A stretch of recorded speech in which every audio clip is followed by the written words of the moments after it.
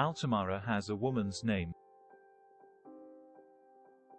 If in 1880 Sanz de Sautuola discovered the Altamira paintings to the world, it would be Bru and Obermeyer who, after the excavations of 1924–1925, provided the most detailed and illustrated study of the site in 1935. Specifically, in addition to several tectiforms and a ladriform with 5 rows, they described 4 pendants made of horse hyoid bone. Then they thought they were made of ivory, found in the Solutrean stratum of the cave, whose mathematical interpretation could contribute to corroborating the conjecture. Zaslavsky, very flat, with a thickness of less than 2 mm, they have dimensions between 14 and 16 mm wide and between 31 and 36.5 mm high. They were all given a nearly rectangular shape. One is a little larger and curved, and were pierced at one end, probably to be strung together into a single pendant for personal adornment.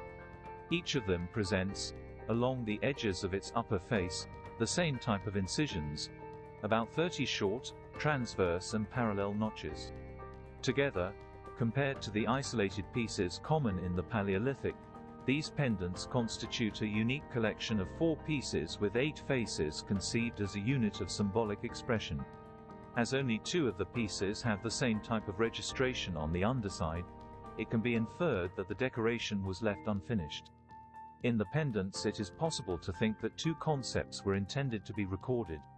One in a tangible way, a cycle, perhaps a month, that is, each of the inserts. Another, hierarchically superior, represented in a totally immaterial way based on the relationships between the pieces, the repetition of a cycle, the cyclicality of cycles, the recursive thinking capacity of our species. 30 is a number very close to a lunation, 29.53 days, and a menstruation, approximately 28 days. In one case or another, what Paleolithic, or 21st century, man would cut up the hyoid bone of several horses, cut and polish them, and decorate them, notch by notch, ordinality, until recording 30, cardinality, in each side, to start recording the next one. What was intended to be recorded on the pendants? No prehistorian has answered those questions until now. Us? Yes. Plausibly we would like to keep track of the duration of a pregnancy, that is, the 8 months that elapse from the discovery of the first absence until the future Solutrean mother has to be prepared for the imminent birth.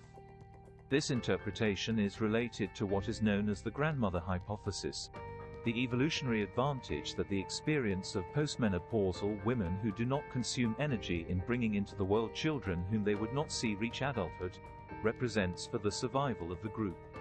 They do collaborate with their knowledge so that the children of the youngest women of the clan do so.